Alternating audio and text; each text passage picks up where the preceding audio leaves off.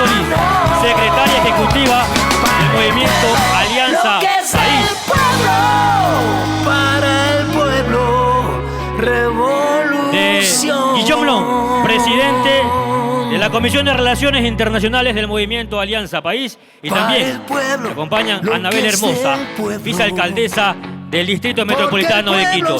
Con un fuerte aplauso recibimos a las autoridades, a los segundos mandatarios de Bolivia y Ecuador. Para el pueblo, liberación. Para el pueblo, lo que es del pueblo. Porque el pueblo se lo ganó. Para el pueblo, lo que es del pueblo. Para el pueblo, revolución.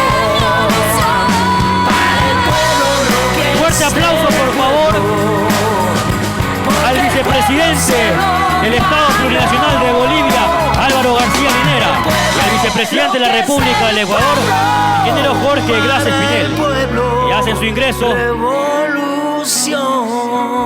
en el Teatro Nacional de la Casa de la Cultura para dar inicio a esta conferencia magistral. Para el pueblo, lo que es del pueblo, porque el pueblo se lo ganó. Para el pueblo, lo que es el pueblo. Para el pueblo, liberación. Para el pueblo, lo que es Muchas gracias por su el presencia al vicepresidente del Estado Plurinacional de Bolivia, el vicepresidente del Ecuador, lo que es del que nos acompañan esta mañana con un auditorio lleno para presenciar esta conferencia magistral. Un fuerte aplauso le damos la cálida bienvenida a nuestros hermanos bolivianos de la patria grande.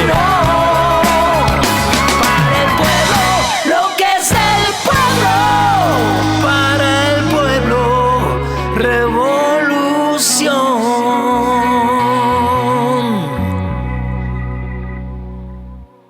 Para el pueblo, lo que es del pueblo.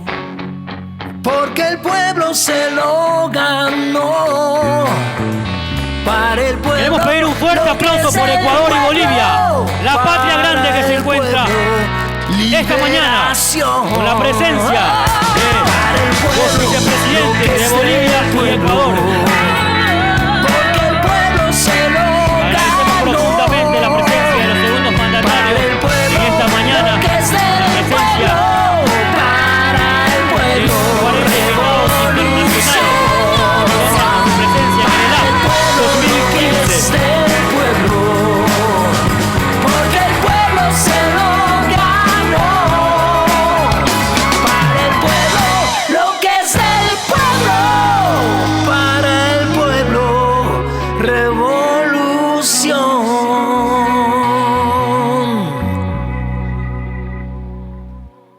Para el pueblo, lo que es del pueblo. Porque el pueblo se lo ganó. Para el pueblo. Esta es la alegría, el calor humano de los ecuatorianos para nuestros hermanos bolivianos. Gracias, señor vicepresidente del Estado Plurinacional de Bolivia, que nos acompaña esta mañana. Muchas gracias por honrarnos con su visita. Porque el pueblo se lo ganó. Para el pueblo, lo que es del pueblo. Para el pueblo. Ecuador nos recibe con los brazos abiertos, con alegría, con emoción. Esta es la revolución de la alegría. Esta es la patria grande. Porque el pueblo Latinoamérica unida. Para el pueblo, lo que es del pueblo. Para el pueblo, revolución.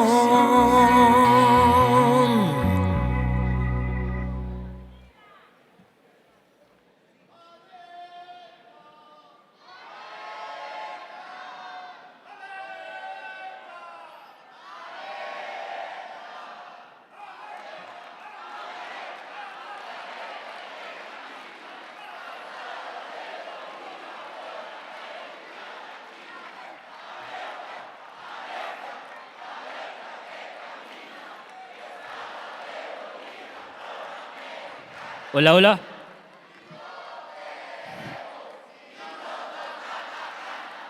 Ser un naco norteamericana. Muy bien.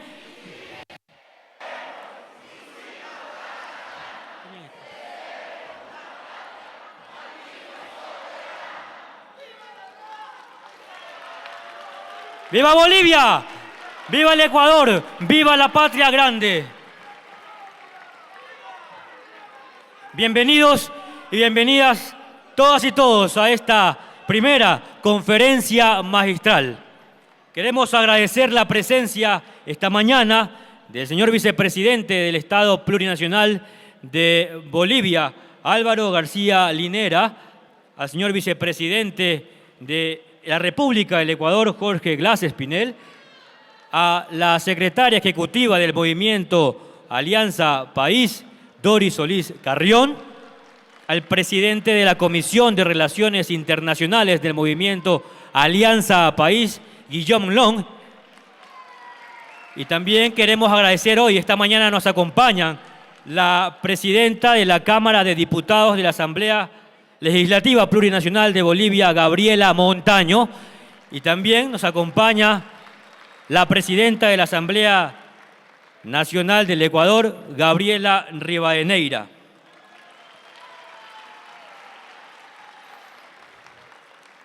Bien, a continuación entonamos las sagradas notas del himno nacional del Ecuador.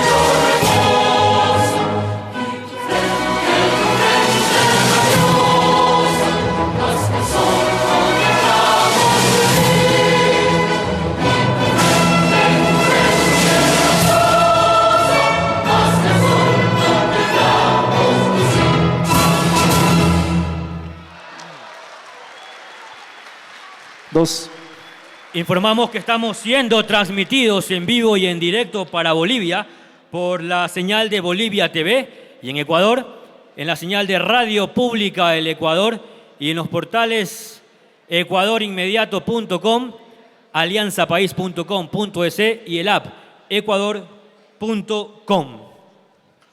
Hoy conoceremos uno de los procesos que han cambiado la historia de la patria grande, la revolución democrática y cultural del Estado Plurinacional de Bolivia, en la voz de uno de sus protagonistas, su vicepresidente Álvaro García Linera.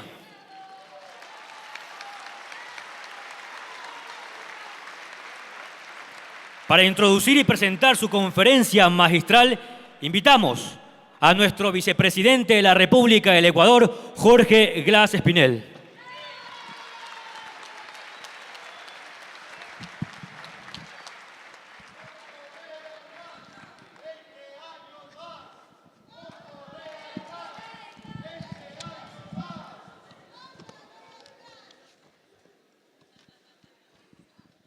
Buenos días con todos y con todas en este segundo día de este encuentro latinoamericano progresista, que ya indudablemente representa no solamente un foro, sino ya un tanque de pensamiento, en donde la congruencia de las ideas, la construcción de las ideas del socialismo moderno, del socialismo del siglo XXI, se debaten, se enriquecen y se construyen.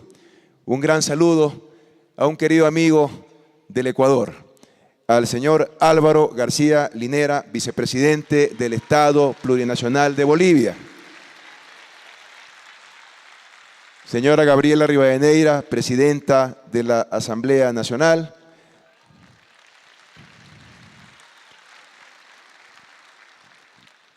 Compañera Doris Orí, secretaria ejecutiva del Movimiento Alianza País.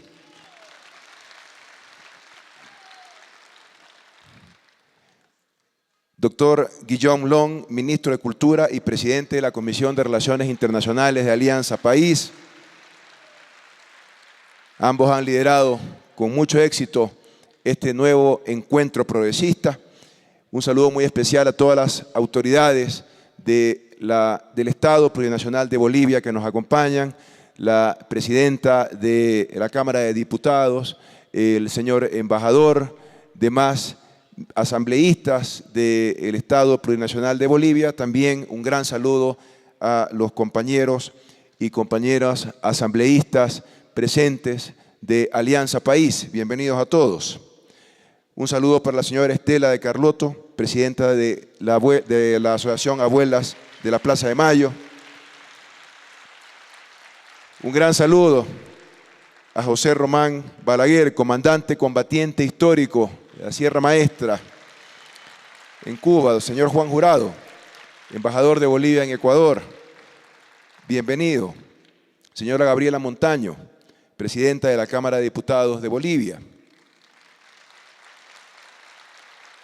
Compañeros y compañeras del cuerpo diplomático, a todos los representantes de 53 movimientos políticos y frentes de América Latina, Europa y Asia, representantes de gobiernos autónomos descentralizados del Ecuador. Estimados todos, bienvenidos y bienvenidas a esta primera conferencia magistral del segundo encuentro latinoamericano progresista, a cargo del compañero Álvaro García Linera, vicepresidente del Estado Plurinacional de Bolivia y presidente de la Asamblea Nacional de este país hermano.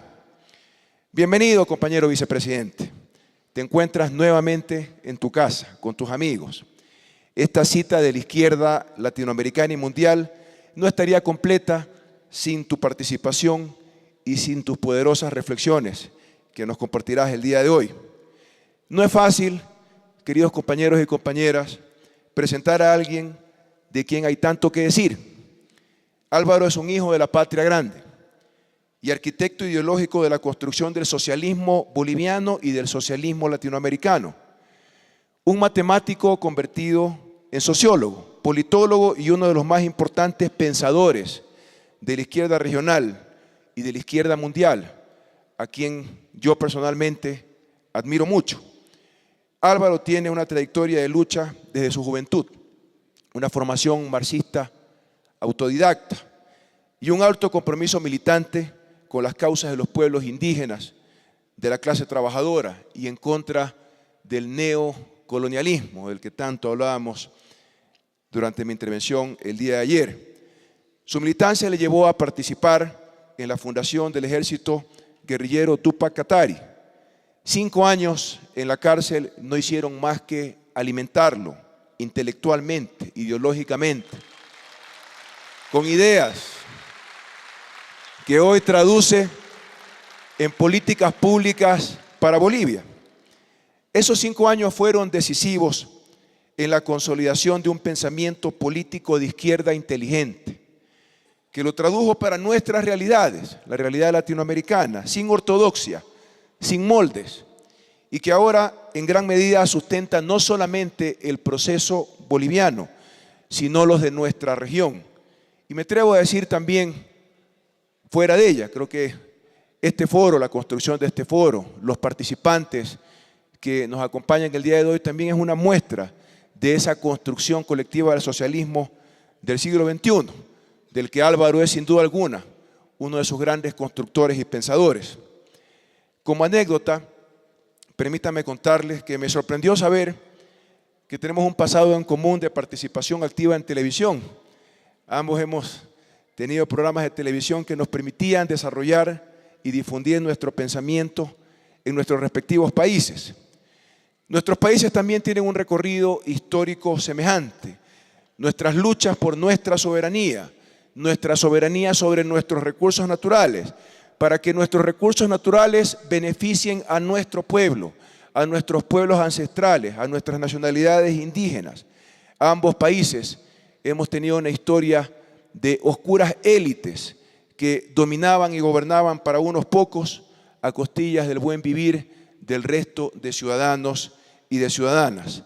Ambos países aprovechamos nuestros recursos naturales no renovables para salir precisamente de la dependencia de los recursos naturales no renovables. Una historia común que felizmente está cambiando aceleradamente, gracias a grandes hombres que tiene la patria grande, como el compañero Evo Morales, grandes hombres como Rafael Correa Delgado, grandes hombres como el mismo Álvaro, entre otros tantos luchadores. Álvaro nos expondrá el día de hoy el significado del proceso político boliviano y lo situará en el contexto regional, proceso indispensable para comprender el presente y el futuro de la realidad plurinacional y pluricultural latinoamericana. Además de compartir una historia común, compartimos también muchos anhelos. Queremos una Amazonía que mantenga su identidad, pero no su pobreza. Queremos que nuestros pueblos ancestrales dejen de salir en la foto, lo que Álvaro en una conferencia anterior calificaba como los indígenas de postal. ¿Cuántos quieren todavía que nuestros indígenas sean indígenas de postal para que alguien les tome una foto? Cuando queremos, en realidad, es que nuestros indígenas se destaquen por su sabiduría, por sus conocimientos, por el aprovechamiento, sí, de sus recursos naturales que tenemos en nuestra Amazonía, pero para salir de la pobreza, para salir de ese llamado extractivismo y traducirlo en una economía inclusiva con un nuevo tejido productivo que genere oportunidades para todos.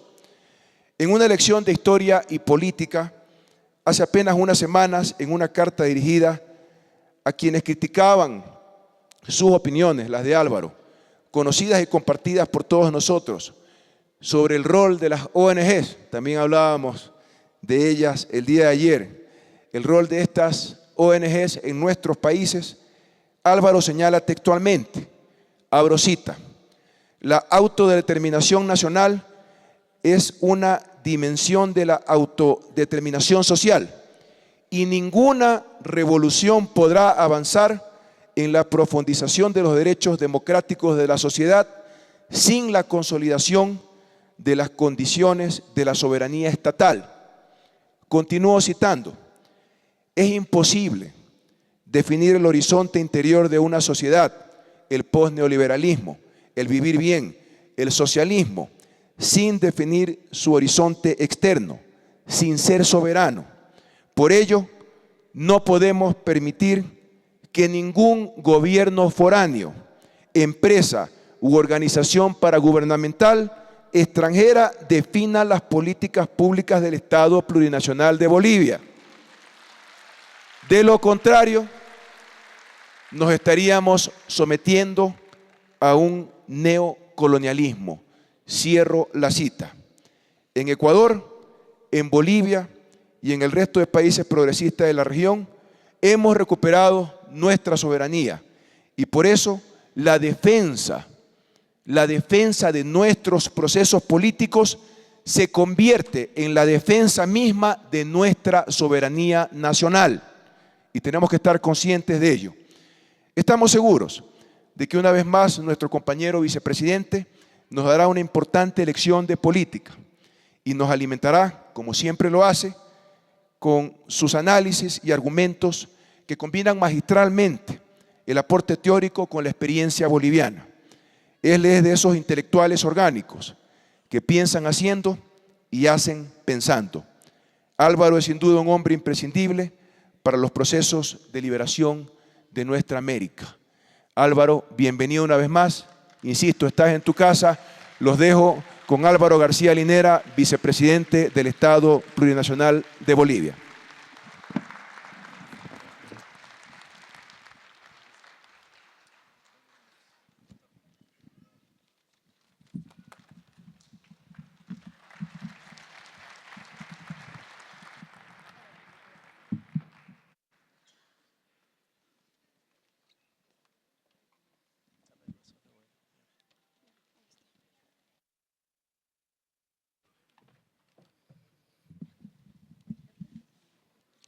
Ecuador, muy buenos días.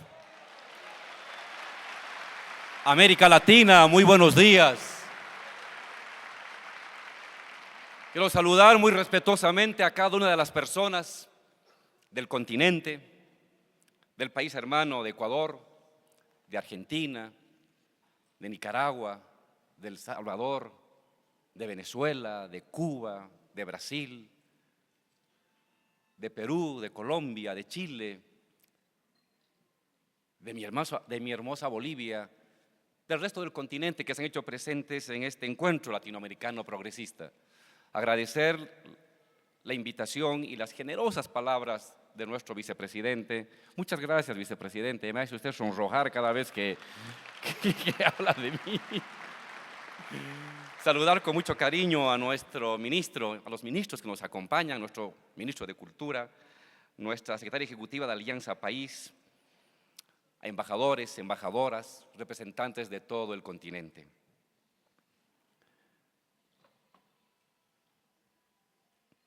El día de hoy yo quisiera compartir con ustedes, dialogar con ustedes, algo así como un balance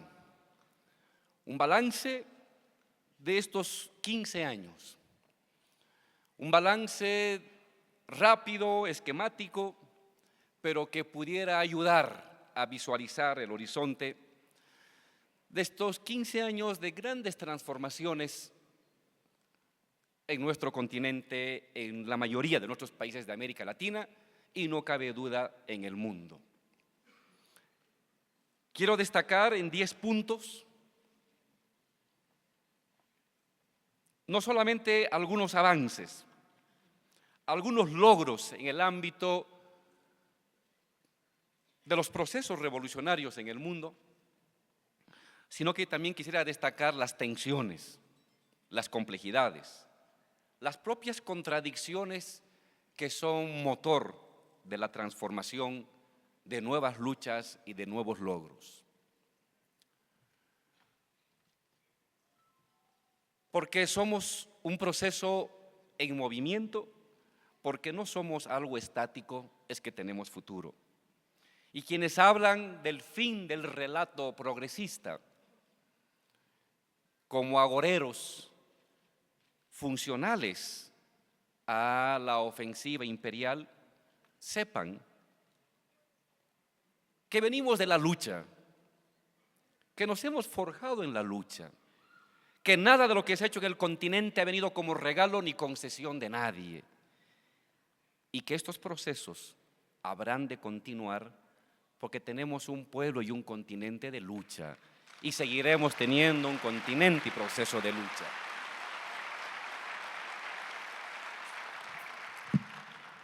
Un primer elemento que yo quisiera destacar de estos 15 años es el significado, o mejor, la resignificación de la democracia en los procesos revolucionarios. Muchos de nosotros, de nuestros profesores, de la izquierda de la que emergemos o de la izquierda que heredamos sus glorias y sus derrotas en el siglo pasado, había concebido a la democracia como un escenario sospechoso, digámoslo así, hasta cierto punto incómodo,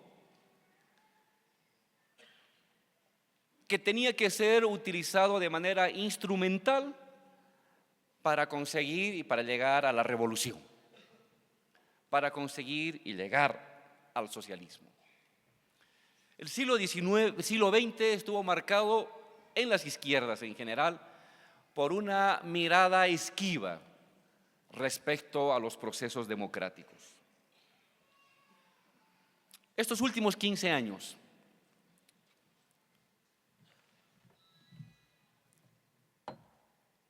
ha mostrado, a partir de lo que ha sucedido inicialmente en Venezuela, en Ecuador, en Argentina, en Brasil, en Bolivia, en Uruguay, en Nicaragua, posteriormente en El Salvador, de que no es así. Nuestros procesos revolucionarios están mostrando que la democracia no es una etapa temporal, un puente que nos conduce hacia necesariamente una nueva sociedad. Lo que se está mostrando,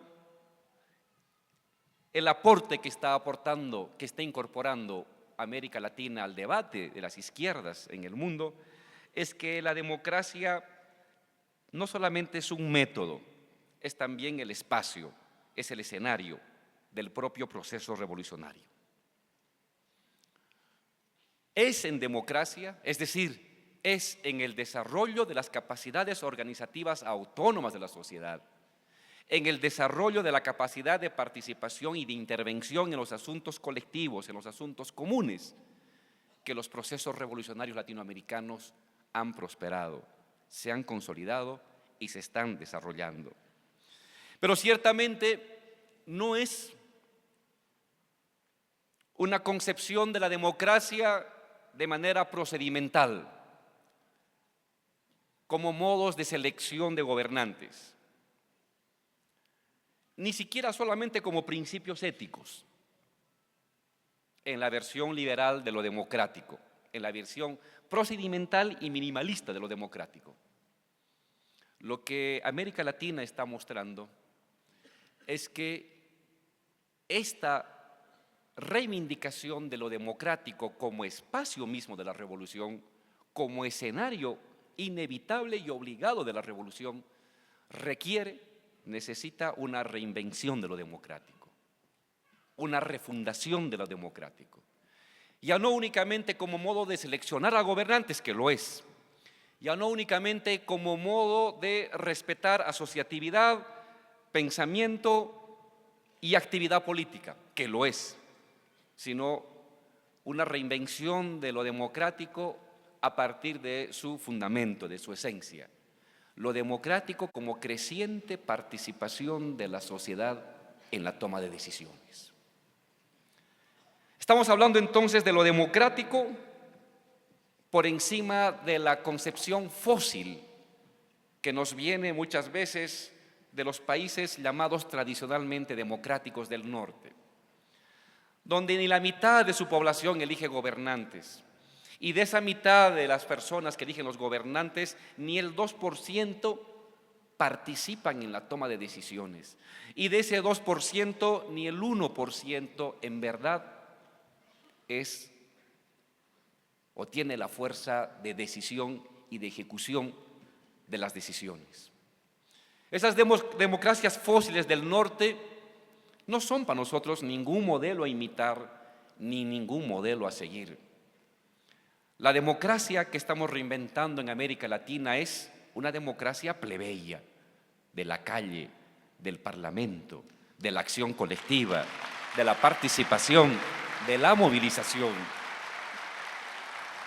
Es pues en este escenario de la democracia concebida como permanente, creciente participación de la gente, en la vida pública, en la vida colectiva, en los asuntos comunes, en los asuntos familiares, en los asuntos educativos, en los asuntos médicos, en los asuntos económicos, en los asuntos presupuestarios, donde se define el carácter revolucionario y al final socialista de cualquier proceso revolucionario.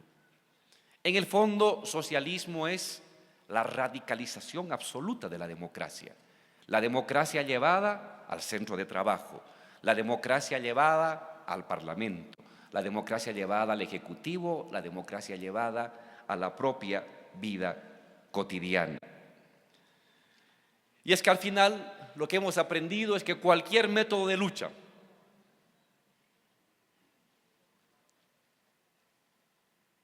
solo ha de ser revolucionario si tiene la participación de la gente. O la vía armada o la vía pacífica ha de tener su efecto real solo en la medida de la permanente, creciente ampliación y desborde de la sociedad en el ejercicio, el cumplimiento y el desarrollo de ese método.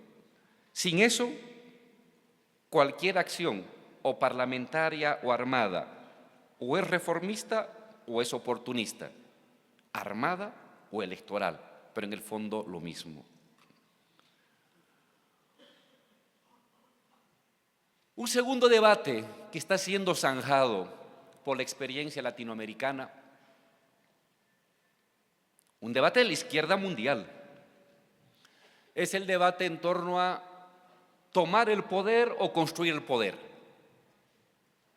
¿Qué hay que hacer? Formados en la vieja escuela, el objetivo es tomar el poder. Está bien. Venimos, los leninistas al menos, me reivindico un leninista absoluto,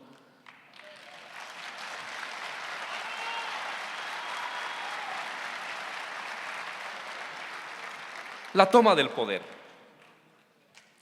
Es correcto, pero, si quienes propugnamos la toma del poder no entendemos que el Estado, por muy democrático que sea, por muy participativo que sea, es también un monopolio, de lo común, es un monopolio de lo universal, es un monopolio creciente de lo colectivo. La toma del Estado, así nomás, tal como viene, es también la toma de ese monopolio. Y a la larga, la toma de las instituciones. Y a la larga, la sustitución de unas instituciones y de ese monopolio por una nueva administración y una nueva burocracia.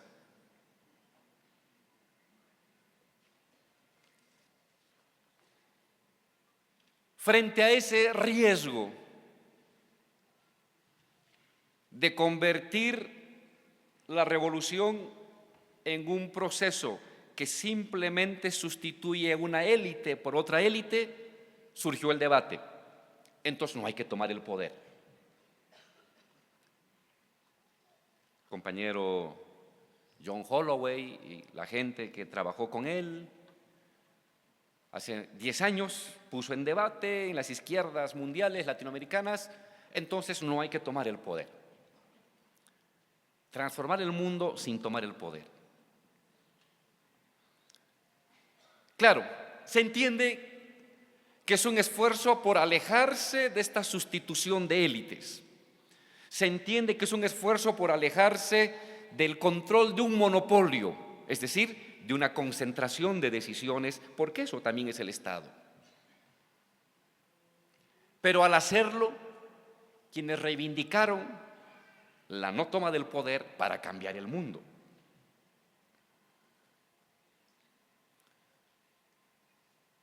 Recluyéndose en pequeños núcleos, en pequeñas comunas, en pequeñas actividades semiautónomas que construyen socialismo en chiquitito o comunismo en pequeñito, en los hábitos alimentarios, en las compras, en la transferencia de objetos. olvidaron una cosa terrible.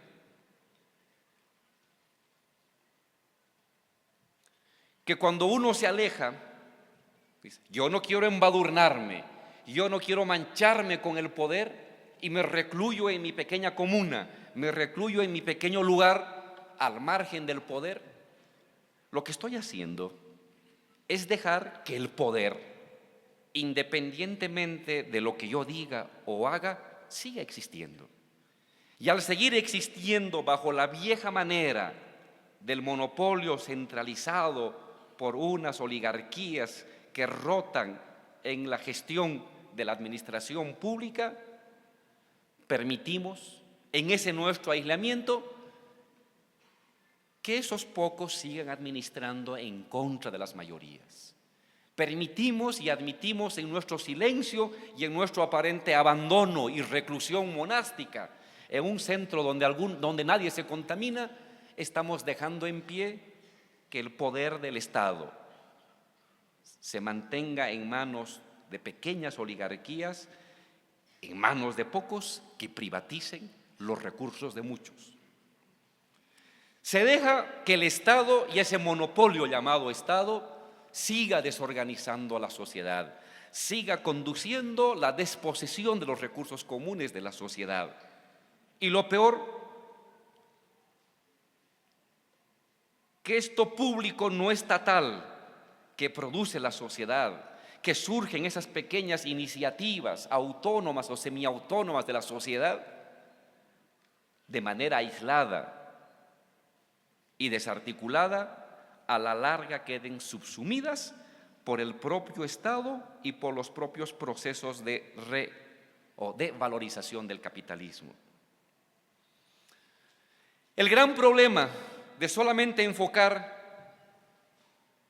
tomo el poder o construyo poder al margen del Estado, radica en que hay y hubo en la izquierda una concepción del Estado como una cosa. Y por lo tanto, si es una cosa, o bien es conquistable, hay que conquistar el Estado, o bien es distanciable, hay que alejarse de esa cosa que nos envenena.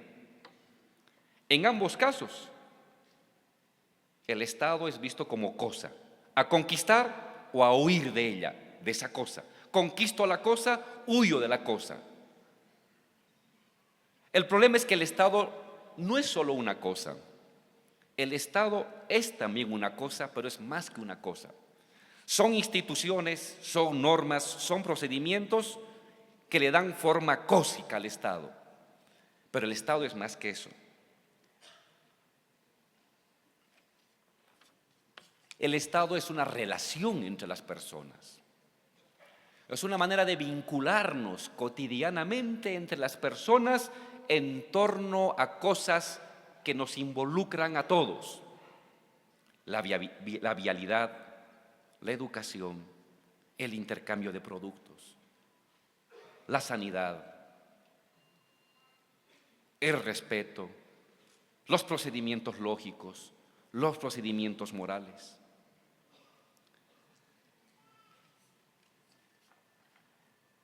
El Estado es pues el espacio de lo común de una sociedad, de lo colectivo que tiene una sociedad, de lo universal que posee una sociedad.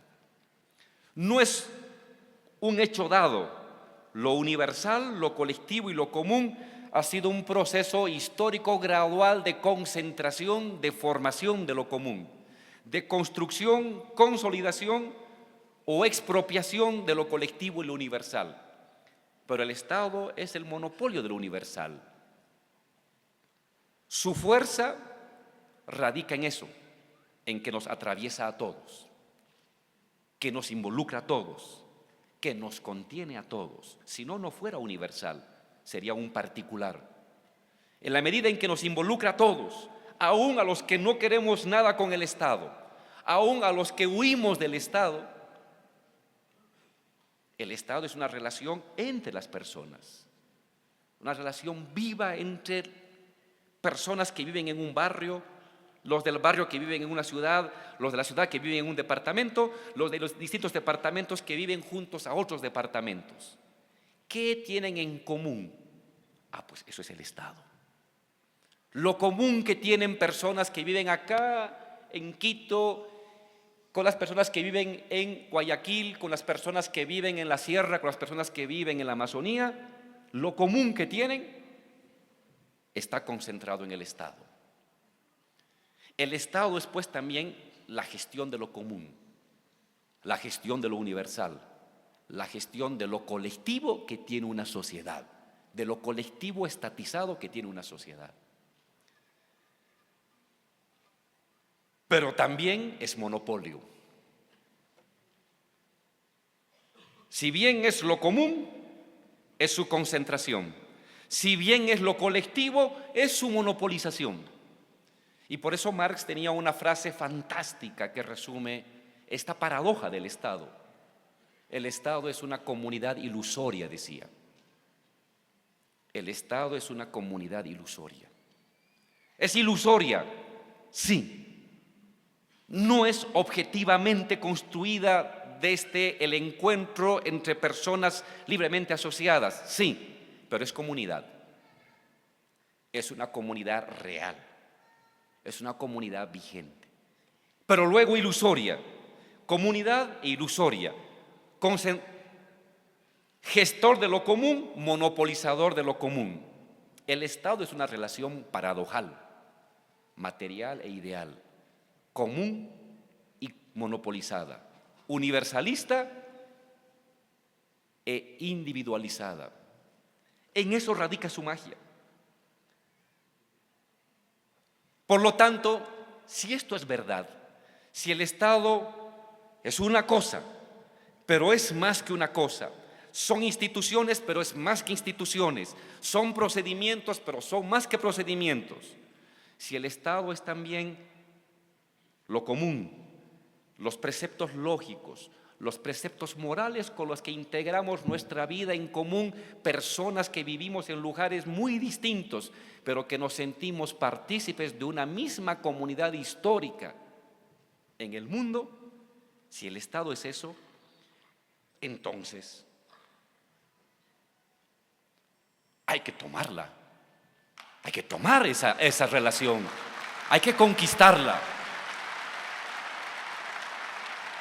No te puedes quedar al margen del poder, porque eso, a los únicos que benefician es a los que están en el poder y están destrozando las sociedades del poder.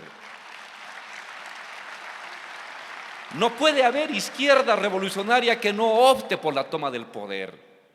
Es un falso debate. Pero una izquierda revolucionaria, entendiendo que el Estado, si bien es comunidad, es también ilusoria, es también monopolio, no puede contentarse con tomar el poder. Está obligada desde antes, en medio y como continuación del proceso, transformar ese poder, democratizar ese poder, construir poder. Si solamente nos dedicamos a tomar el poder sin transformarlo, sin democratizarlo, sin construir poder social que democratice la toma de decisiones, a la larga devendremos en una nueva élite. Y si solamente nos contentamos con construir poder externamente del Estado, dejaremos tranquilo a las élites gobernar durante 500 años nuevamente el poder en contra de la sociedad.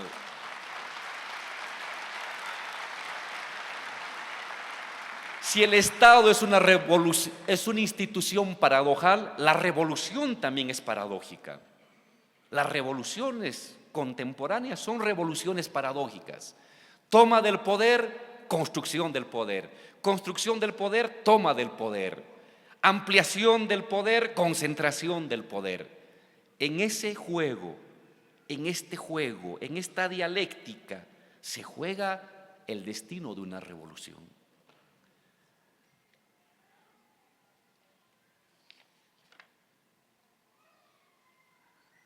Una tercera enseñanza y complejidad de la revolución latinoamericana en marcha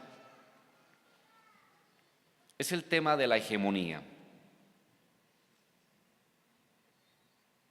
entendido como liderazgo intelectual, como liderazgo moral, como liderazgo ético, como liderazgo lógico, como liderazgo organizativo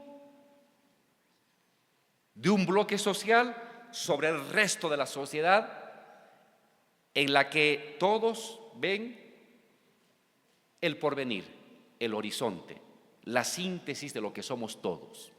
Esta es la idea general de la hegemonía, en el sentido gramsciano.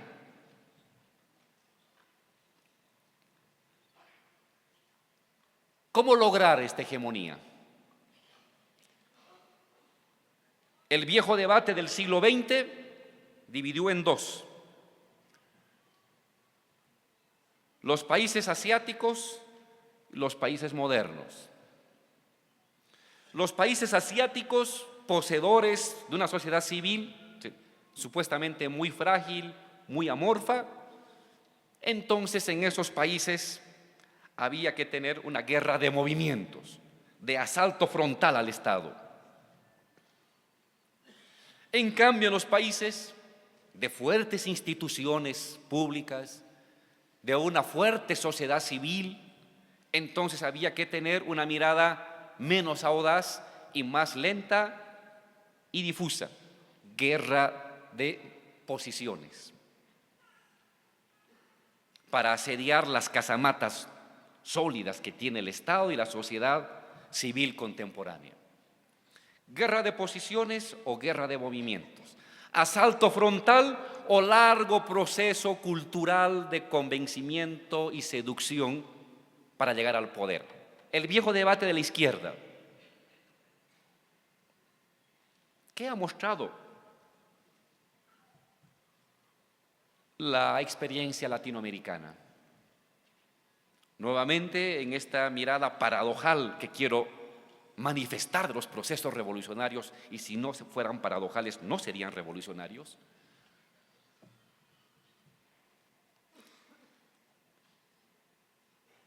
es que los dos son necesarios.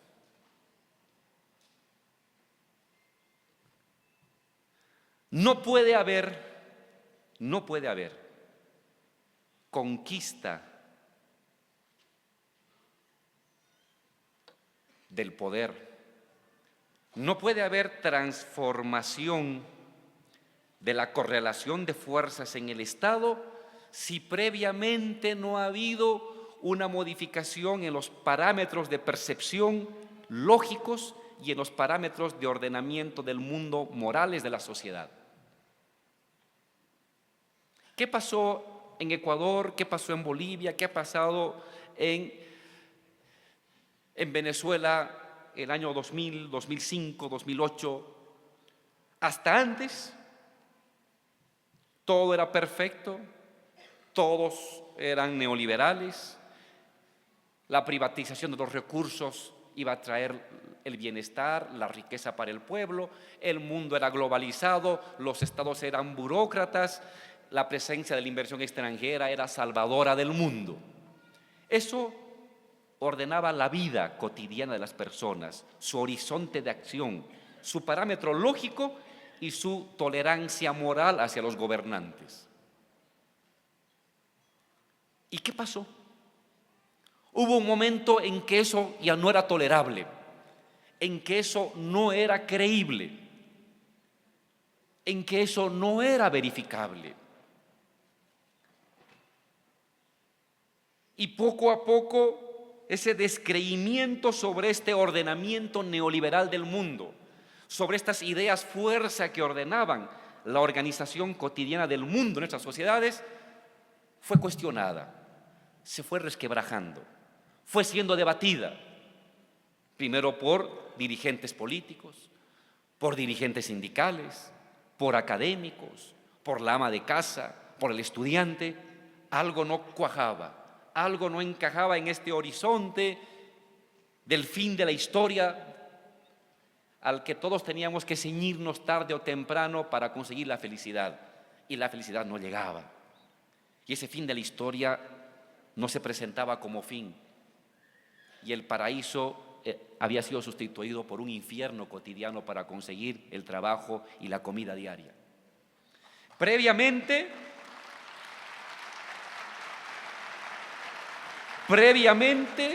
hubo un cimbramiento espiritual, mental y cultural en las sociedades latinoamericanas.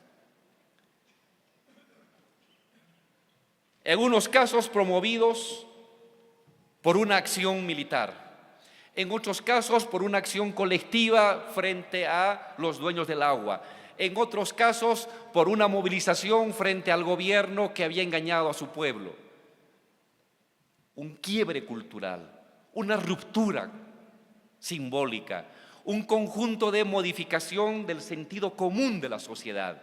Y sobre ese escenario abierto por un quiebre cultural que modifica las tolerancias morales de las personas, que habilita un espacio de predisponibilidad a nuevas fidelidades, a nuevos proyectos, a nuevos liderazgos.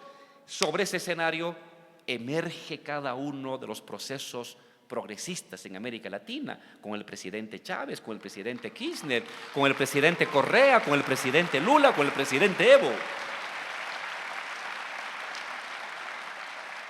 No se trata de personas que caen como un rayo en cielo despejado. No. Hubo un quiebre previo, fundamentalmente cultural.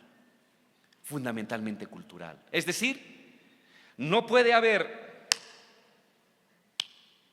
el asalto, digámoslo así, la toma, vía electoral, vía revolucionaria, del poder, de la toma del poder, sin previamente una transformación en los parámetros culturales. Es decir, no hay una verdadera guerra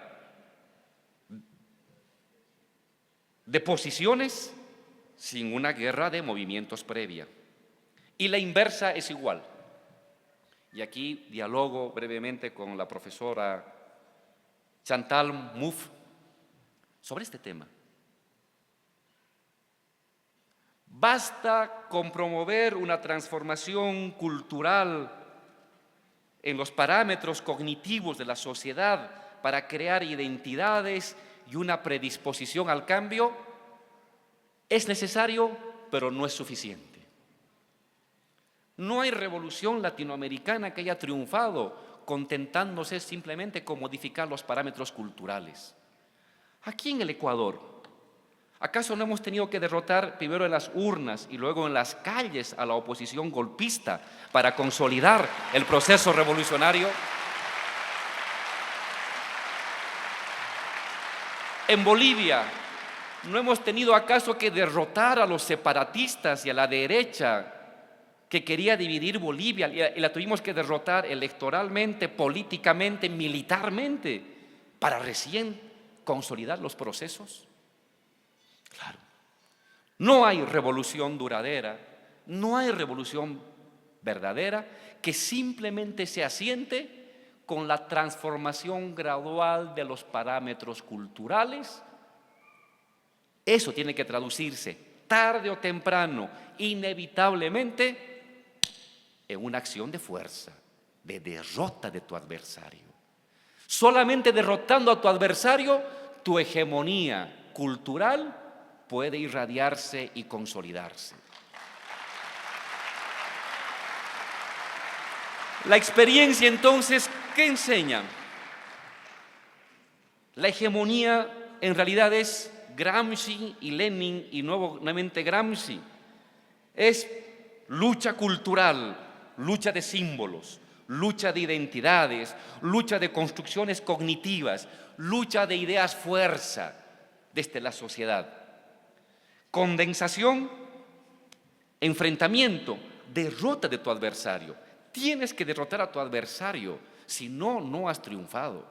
E inmediatamente que has derrotado a tu adversario, nuevamente lucha cultural para asentar esa victoria, para consolidar esa victoria. Y nuevamente el adversario volverá a sobreponerse y buscará reagruparse y tendrás que derrotarlo cultural, ética, política y si es necesario militarmente para volver a avanzar en la parte cultural. Es un falso debate o Lenin o Gramsci. Gramsci sin Lenin es un proceso de ternura sin victoria.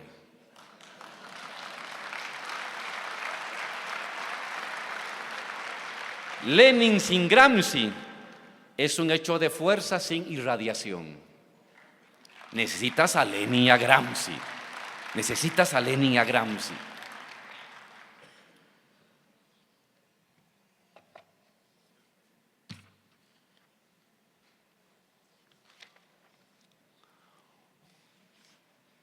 Un cuarto punto que emerge del anterior, de nuestros procesos revolucionarios latinoamericanos, es la importancia de la lucha por el sentido común. El sentido común son ideas ordenadoras del mundo, son ideas ordenadoras de la cotidianidad, son ideas movilizadoras. Es el punto donde se define la tolerancia moral entre gobernantes y gobernados.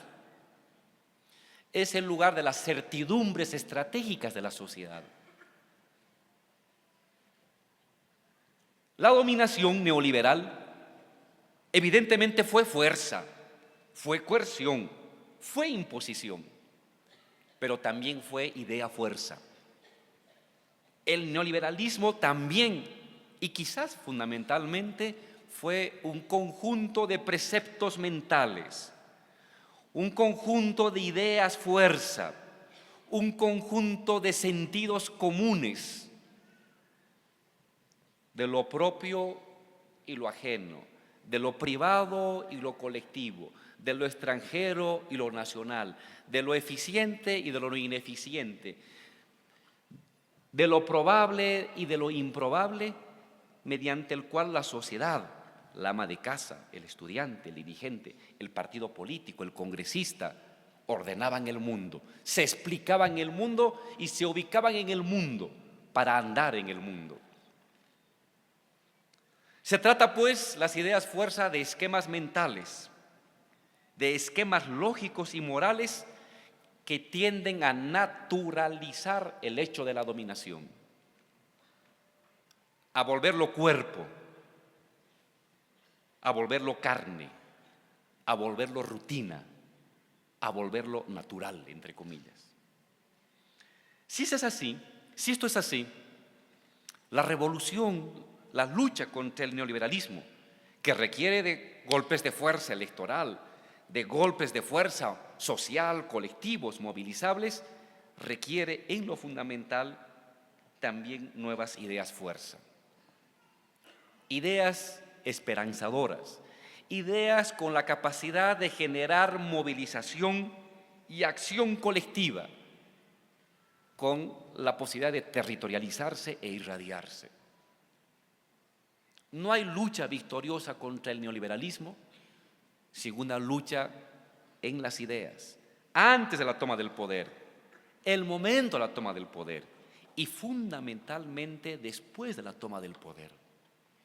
Y hago un llamado de atención sobre ese punto a los partidos políticos, más de 54 organizaciones políticas de América Latina, 14 del Ecuador. No podemos descuidar la lucha por las ideas después de las victorias.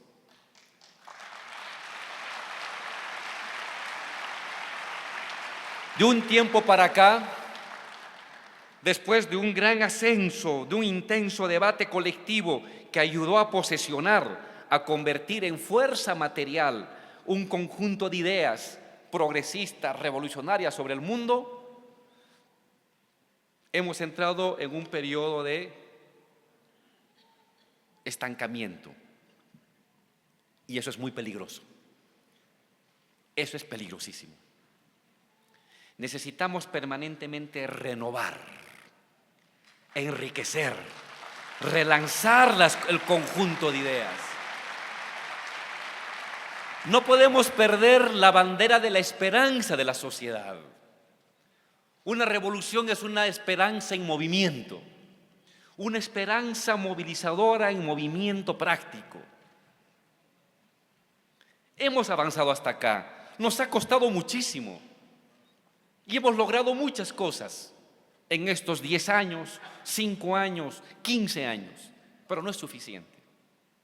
La batalla de las ideas nuevamente es decisiva en las universidades, en los medios de comunicación, en los periódicos, en las asambleas, en los encuentros.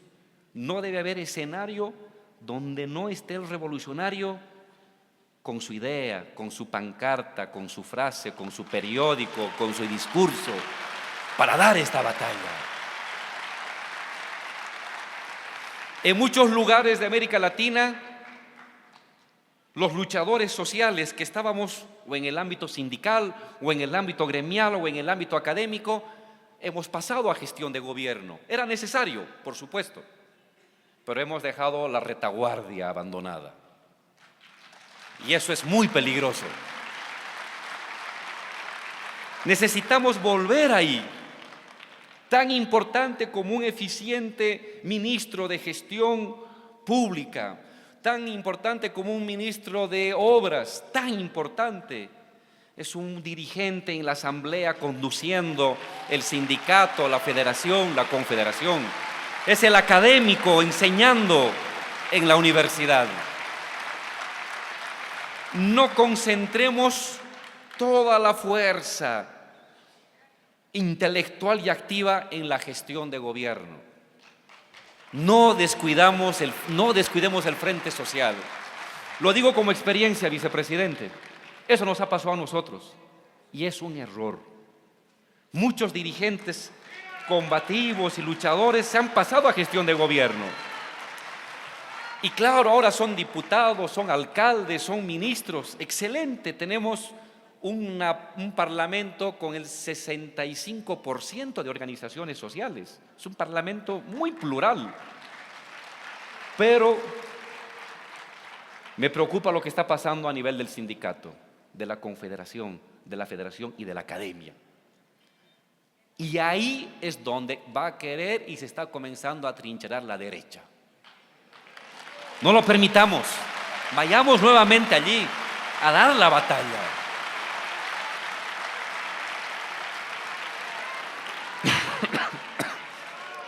La batalla por el sentido común, la batalla por las ideas, es lo que ha de sostener la continuidad de este proceso a largo plazo.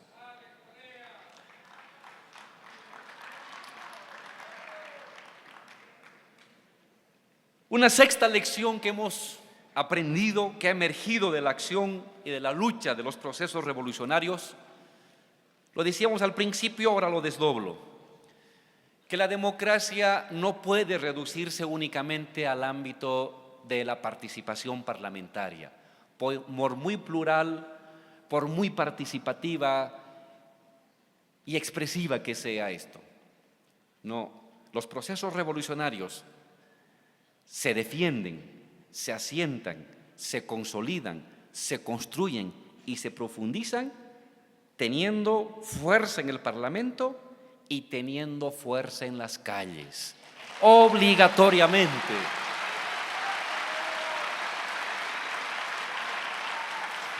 Venimos de las calles, nos hemos forjado en las calles, de ahí venimos. Hay que mantener. Yo hablaría de que los procesos revolucionarios tienen una gobernabilidad dual. La gobernabilidad que se gesta en la articulación del Ejecutivo, el liderazgo revolucionario, el Parlamento, la expresión de los sectores sociales, primer ámbito de gobernabilidad, y el segundo ámbito de gobernabilidad, la relación que entablamos con las organizaciones sociales, con los sindicatos, con los barrios, con los gremios, movilizados defendiendo su revolución. Y eso es democracia. Hemos criticado la democracia fósil del norte. Eligen una vez cada 5 años y luego un puñado de 20 personas decide el destino de millones de personas. Eso no queremos, ni lo vamos a hacer, ni lo vamos a repetir. La democracia real, profunda, radical, latinoamericana es profunda participación de la sociedad en el Parlamento, en los ministerios, pero profunda participación y movilización de la sociedad en las calles para defender, para profundizar su proceso revolucionario.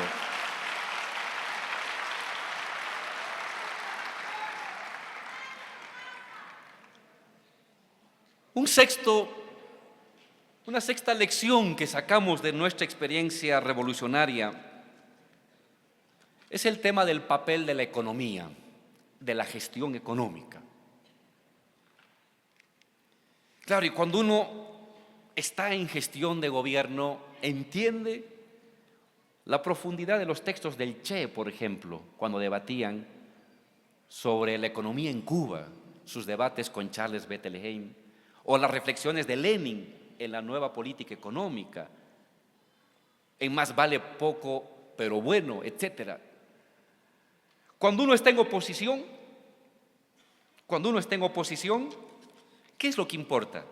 Su capacidad de movilización y su capacidad de crear ideas fuerza, articuladoras que generen un principio de esperanza social en torno a liderazgos individuales y colectivos. Eso es lo central. Uno se juega 10, 20, 30, 40, muchas veces nos morimos y algunos tenemos la suerte de vivir que todo eso se consolide en un proceso revolucionario, como hoy en América Latina. Pero eso es estar en oposición. Cuando este proceso revolucionario que emerge desde la sociedad se vuelve gestión de gobierno, está bien, se necesita capacidad de movilización, se necesita capacidad de seducción y de convencimiento, pero también, y esto es lo nuevo, capacidad de gestión económica.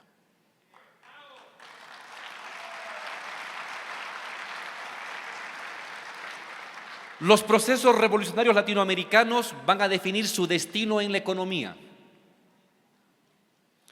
Porque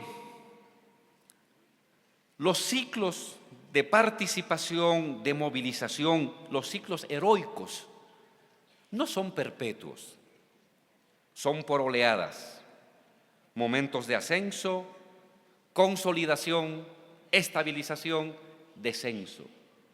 Y luego viene un valle que puede durar semanas, meses, años, hasta un nuevo proceso de ascenso social.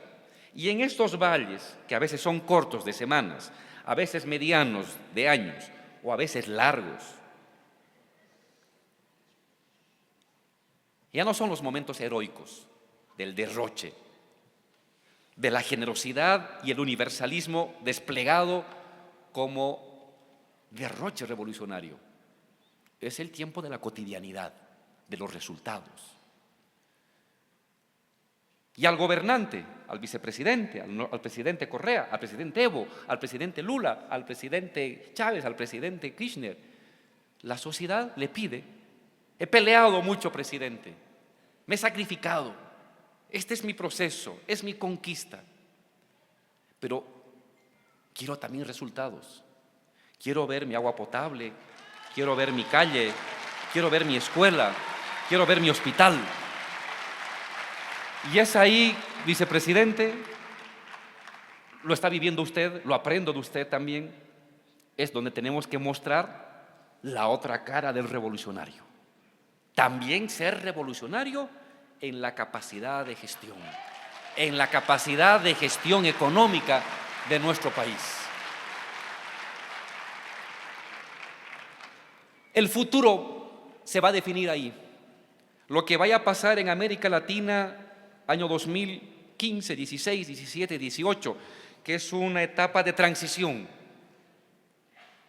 va a depender de cómo podemos responder, cómo podemos actuar, cómo podemos generar un conjunto de decisiones que le den a las personas certidumbre en el ámbito económico.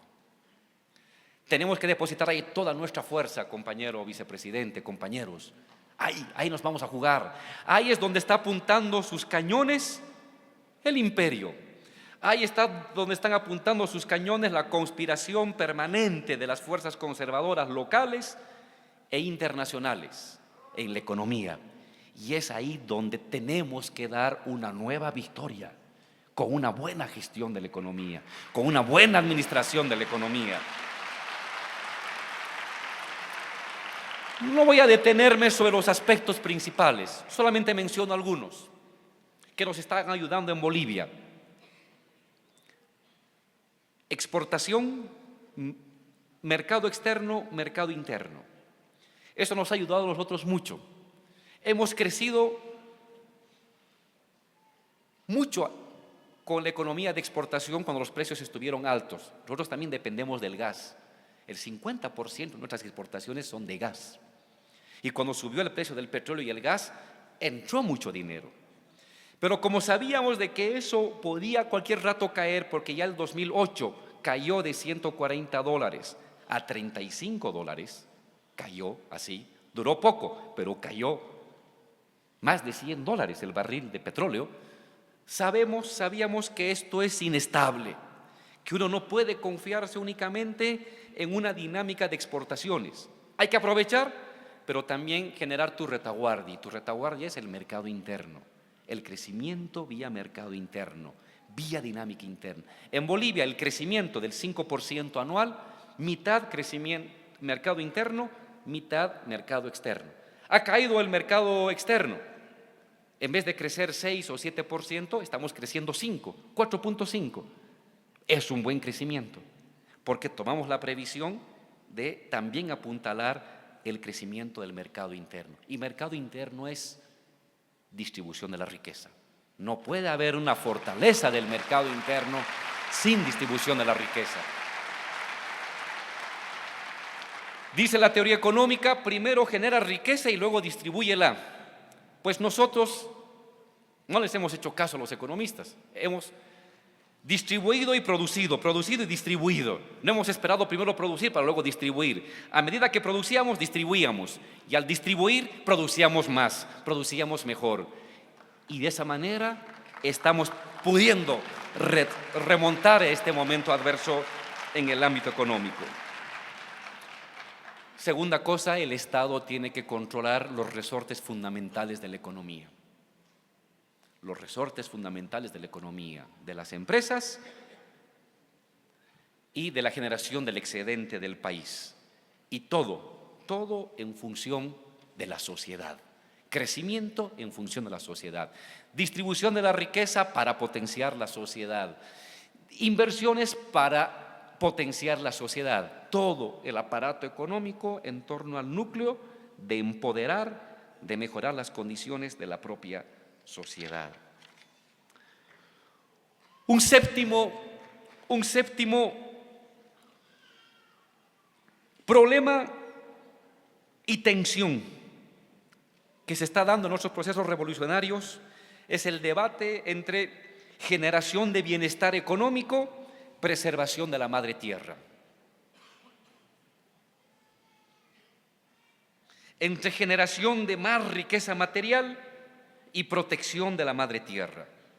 El famoso debate sobre los extractivismos que se ha puesto de moda en América Latina. Claro,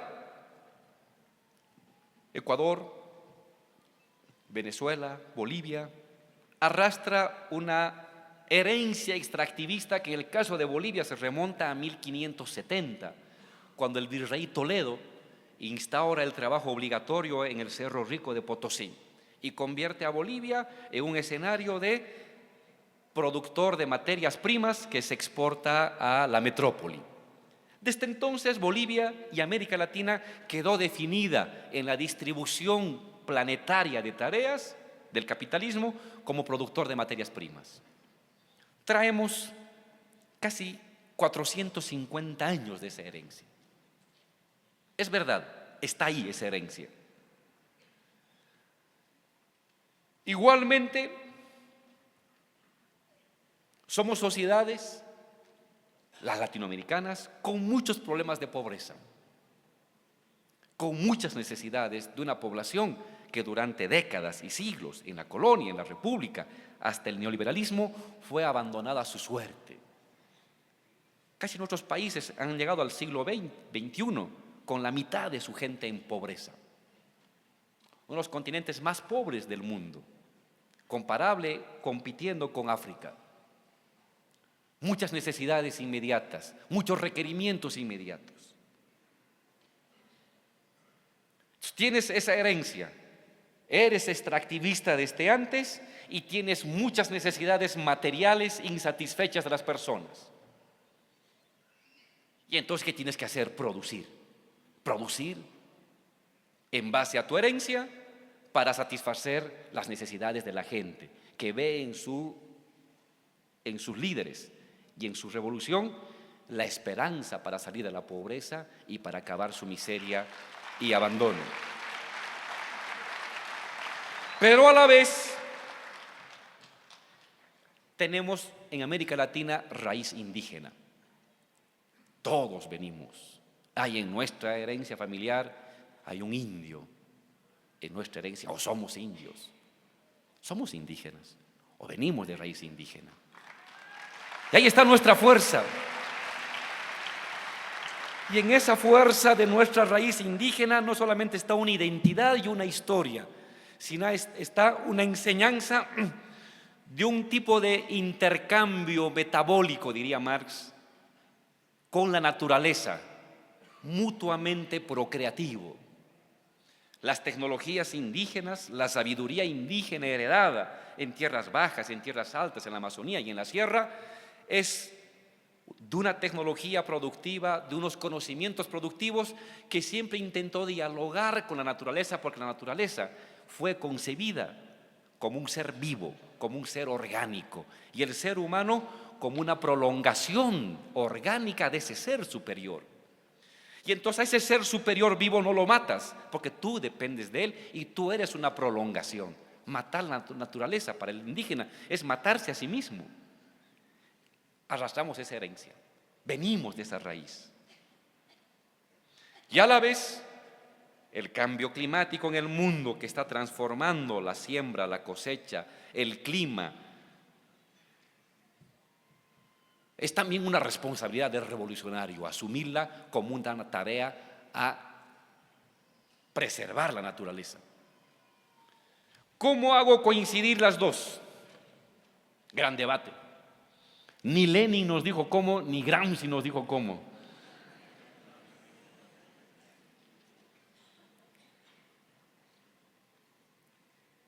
Fidel sí ha reflexionado sobre eso. El comandante Fidel sí ha reflexionado sobre eso.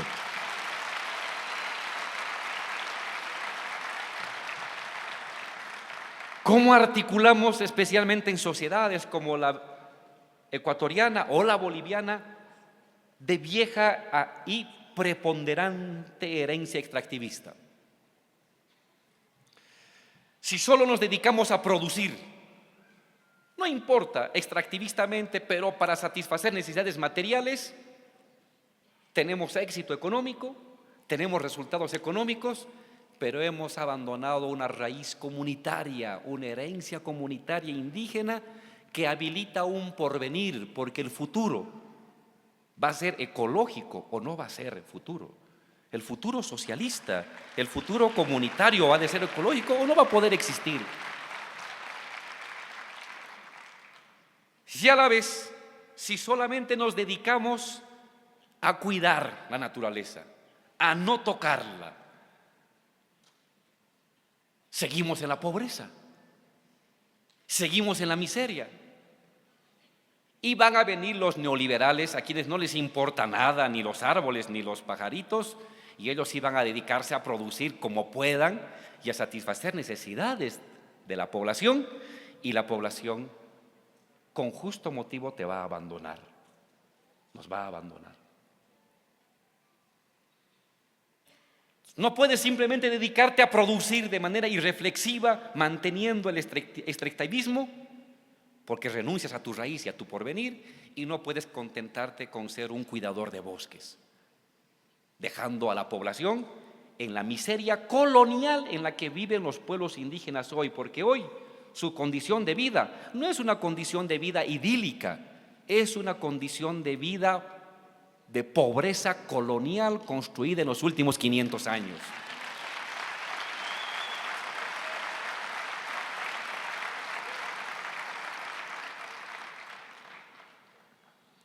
Eso es lo que nos propone el medioambientalismo colonial, yo le he llamado.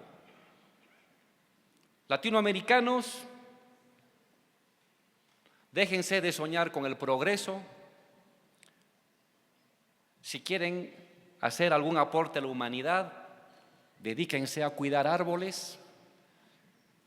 El norte que siga produciendo, que siga inundando de CO2 el mundo, que siga destruyendo los bosques del mundo. América Latina dedicada ahora a generar el oxígeno que los del norte lo están aniquilando. Este es el medioambientalismo colonial, que los países del sur paguemos la plusvalía ambiental congelando nuestra producción, congelando nuestro desarrollo, congelando nuestro futuro, congelando nuestras condiciones de vida que son coloniales, supuestamente en aras de preservar la naturaleza, mientras los del norte siguen con la orgía destructiva del planeta.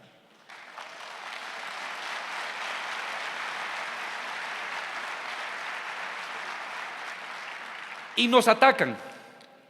Gobierno de Correa, extractivista. Gobierno de Evo, extractivista. Claro. Reciben buen dinero los que los critican de esos organismos extranjeros para criticarnos, para mantener esas palabras.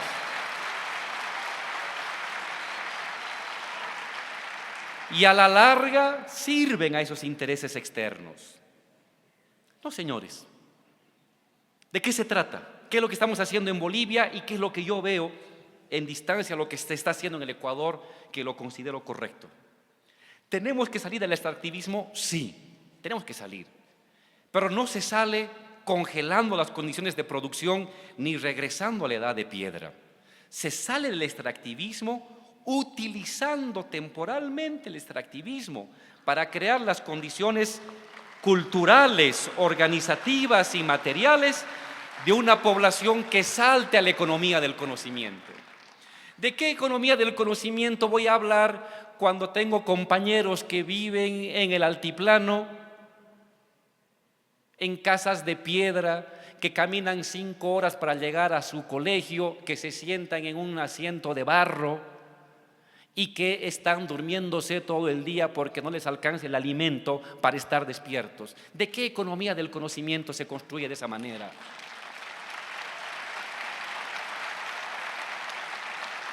Esta es la farsa de este colonialismo, de este medioambientalismo colonial, porque hay un medioambientalismo revolucionario, pero el medioambientalismo colonial nos quiere hacer caer en esa trampa. Las condiciones de vida actuales de los pueblos indígenas son idílicas y armónicas. Que vayan a conocer a un niño durmiéndose porque no pudo desayunar bien, que entren a ver a la Amazonía, a ver cómo se muere la gente por picadura de víbora porque no hay ni en 5 días una atención médica. No conocen.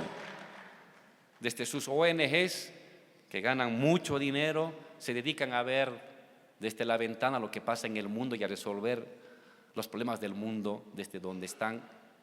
No es así. Hay que acabar con el extractivismo, sí, pero simultáneamente hay que acabar con la miseria. Y hay que utilizar las herramientas heredadas. ¿Cómo nos piden a nosotros acabar en 5 años lo que ha durado 500? Nos exigen que acabemos en 6 meses lo que ha durado siglos. No, señores, no vamos a caer en esa trampa. Los procesos latinoamericanos asumen que hay que pasar a una economía del conocimiento, a una economía industriosa, que vincule la ciencia y la tecnología contemporáneas con la ciencia y la tecnología ancestral. Vamos a llegar a eso, pero lo vamos a hacer creando las condiciones materiales, culturales y espirituales para ese tipo de economía y de sociedad, produciendo lo que hoy tenemos, temporalmente usando el petróleo, el gas, los minerales, la agricultura. Necesitamos un periodo de transición, un puente que cree las condiciones técnicas, materiales y culturales de una nueva generación capaz de superar el extractivismo. Entonces, vamos a seguir produciendo porque hay que satisfacer las necesidades materiales de la gente, pero a la vez iremos creando las condiciones para un reencuentro con la naturaleza, rescatando la tradición indígena de la relación mutuamente vivificante con la naturaleza. Extractivismo, sí, temporalmente, sí, necesariamente hasta crear la nueva sociedad del conocimiento y de la cultura.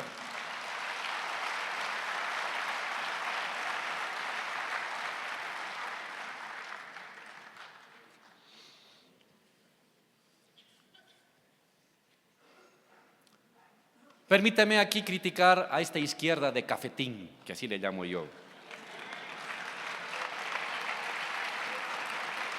Si quieren ustedes, izquierda, hoy día bromeaba, deslactosada.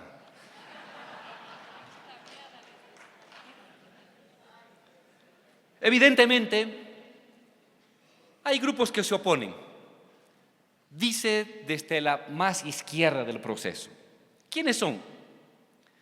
Es una izquierda perfumada que observa el fragor de los procesos desde el balcón, un café o desde la televisión.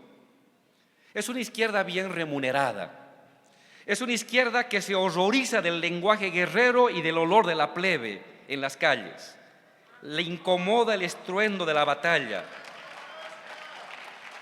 Le incomoda el estruendo de la batalla y el desorden de una democracia de barricada. Es una izquierda que degusta su café descafeinado, que critica a los gobiernos progresistas que no han construido en una semana el comunismo, que aprovechando el descanso de su fitness matinal nos critican de que no hayamos acabado de una buena vez con el mercado mundial. Y en seminarios donde rinden cuentas de sus financiamientos externos, que garantizan su buena vida, denuncian a los gobiernos progresistas por no haber instaurado instantáneamente y por decreto el buen vivir.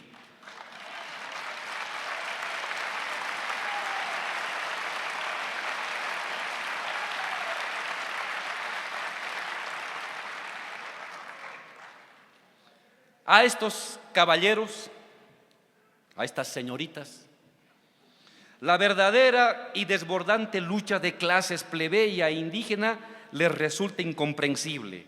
La única revolución que conocen es la que han visto resumida en History Channel. Y por ello la multiforme, a veces desorganizada, lucha plebeya real por el poder les resulta totalitaria, tiránica, autoritaria. Son pues los radicales de palabra y timoratos de espíritu.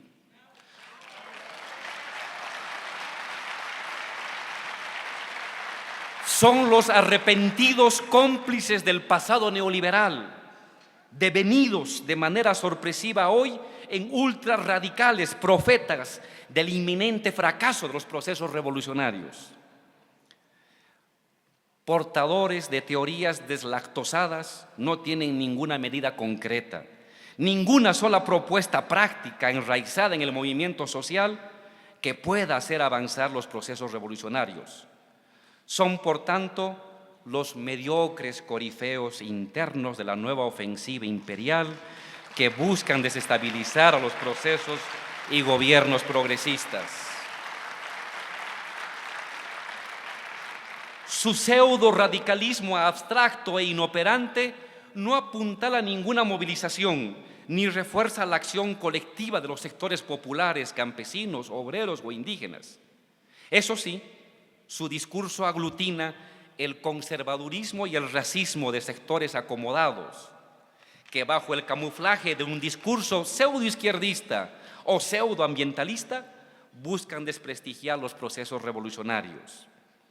Al no impulsar la movilización autónoma de las clases subalternas, ni ser alternativa de poder real, estos pseudo-radicales trabajan para los restauradores del neoliberalismo. Son los ideólogos del fin del relato del progresismo latinoamericano. los conozco. No soy tan mayor como mi profesor Emir, pero me tocó a mí vivir un proceso parecido en los años 80. Y vi un proceso progresista y estudié lo que pasó en Bolivia con el gobierno progresista de Torres, con el gobierno progresista de la UDP, que tenía sus problemas y sus dificultades. Y surgió una oposición de izquierda radical que le demandaba el comunismo, el socialismo, el decreto, el nacionalizar los mercados, el hacer todo inmediato y ya. Esos no fueron alternativa de poder. Ayudaron a derrocar a los gobiernos progresistas y no entraron al poder. Lo que habilitaron es 10 años de dictadura militar, 20 años de neoliberalismo. ¿Y saben qué? Como por suerte estamos vivos para conocer la historia, no la vamos a repetir. No vamos a permitir que estos tipos vuelvan a socavar procesos revolucionarios, ayudando a un regreso de las fuerzas conservadoras. Permítanme cerrar con un noveno punto. Eran 10, me he comido uno para no hacerlo tan largo. El tema de la cohesión nacional estatal. Podemos decir que el neoliberalismo en el mundo ha tenido, en términos generales, dos fases, dos etapas a nivel mundial. Una fase que va de los años 1980, con Reagan y Thatcher, hasta el año 2000, 2005, y una segunda fase del 2005 hasta hoy, y no sabemos cuánto más, a nivel mundial. En la primera fase, 1980 al 2005, el neoliberalismo utilizó el Estado nacional, lo utilizó, lo capturó, lo reformó y lo utilizó para transferir el excedente, la riqueza pública, las empresas públicas, los ahorros públicos a empresas privadas, a propiedad privada local y fundamentalmente extranjera. Se privatizaron empresas, se transfirieron recursos de los bancos a los sectores privados, se entregaron recursos naturales a inversión extranjera. En esta fase, donde el Estado nacional juega un papel de regulador y transferente de lo público a lo privado, el Estado también juega el papel de cohesionador cultural de la sociedad en torno a la privatización. Cumple funciones de privatizar, de transferir lo público a lo privado y funciones de dar la cohesión cultural, la cohesión ideológica, el cemento, diría Althusser, para mantener la percepción de la sociedad articulado a las decisiones gubernamentales. Estamos hoy ante una nueva fase del neoliberalismo. En esta nueva fase, el Estado nacional, los estados plurinacionales, son un estorbo. Y me atrevo a decir que han sacado la lección de lo que ha pasado en América Latina para, con esa lección, para no repetirla, comenzar a operar en el mundo árabe y en Europa. Hoy estamos ante una fase distinta del neoliberalismo. Ya no le son cómodos los estados nacionales, no le son cómodos, no le son funcionales, no le son útiles. Y entonces han pasado a una etapa de desmembramiento, debilitamiento y fraccionamiento de los estados, con dos variantes. La primera variante de este desmembramiento de los estados: formación de oposiciones políticas movilizadas, creación de áreas extraterritoriales del Estado, pueden ser parques nacionales, faccionalismo regional en algún país, posteriormente promover guerras civiles, intervención militar extranjera. El caso de Irak el caso de Afganistán, el caso de Libia, el caso de Túnez, el caso de Siria. No sé si el caso de Ucrania también puede entrar en este modelo de desmembramiento de los estados nacionales. La otra variante es impulsar privatizaciones, ampliar el endeudamiento público, impulsar pérdida de soberanía tributaria de esos estados, pérdida de soberanía monetaria, recorte de áreas de intervención estatal. El ejemplo de Grecia ahí es paradigmático. Grecia es el ejemplo de esta otra modalidad de derrumbe de la soberanía estatal. Lo que ha hecho Europa, Merkel, Alemania, el Fondo Monetario y el Bundesbank con el pueblo griego. Ambas vertientes, vía guerra civil, vía pérdida o recortamiento de soberanía, conducen a una implosión de los estados, a una cohesión ideológica ya no por parte del Estado, sino por estructuras supraestatales y un nuevo reparte imperial de empresas, recursos y áreas geográficas. Este es el momento novedoso. Si en los años 80 los estados eran funcionales al desarrollo del neoliberalismo, en esta etapa los estados no les son funcionales. Vean la aniquilación de los estados laicos en el mundo árabe, es terrible. Es terrible. Al final se trata de ver quién controla la geopolítica y el petróleo, pero ahora bajo vía de fragmentación de pequeños feudos armados, enfrentados uno contra otros. Si esta es la lógica contemporánea, la defensa de los estados, pero necesariamente bajo un nuevo mando, bajo un nuevo bloque social de poder, se presenta como una tarea imprescindible en los procesos revolucionarios de América Latina y del mundo. La defensa de los procesos en América Latina ha de requerir profundización de la revolución y radiación a otros lugares.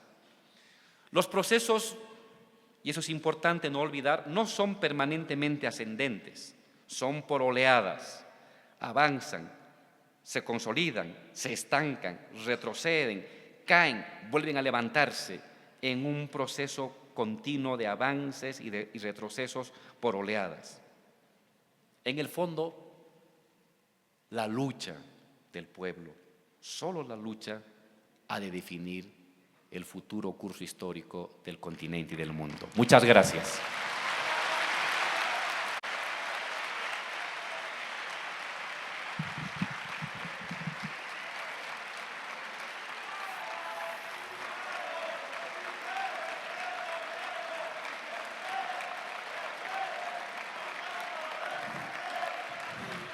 Agradecemos profundamente al vicepresidente del Estado Plurinacional de Bolivia, Álvaro García Linera, por honrarnos con su presencia en este segundo encuentro latinoamericano progresista ELAP 2015 y permitirnos aprender de sus amplios conocimientos.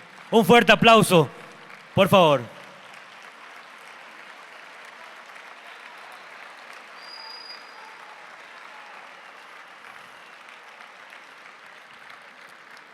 Queremos invitar a los señores periodistas de los distintos medios de comunicación nacional e internacional a ubicarse en la parte posterior del teatro, donde el señor vicepresidente de Bolivia les atenderá.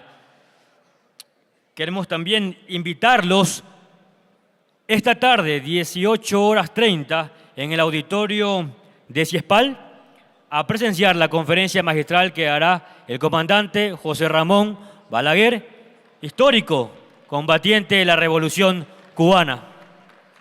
Asimismo, invitarlos mañana miércoles 30 de septiembre a partir de las 16 horas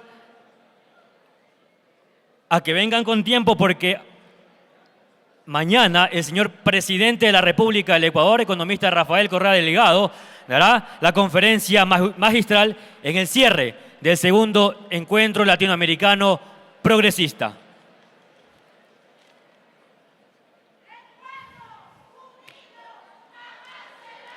Muchas gracias por haber compartido esta mañana la conferencia magistral del vicepresidente de Bolivia.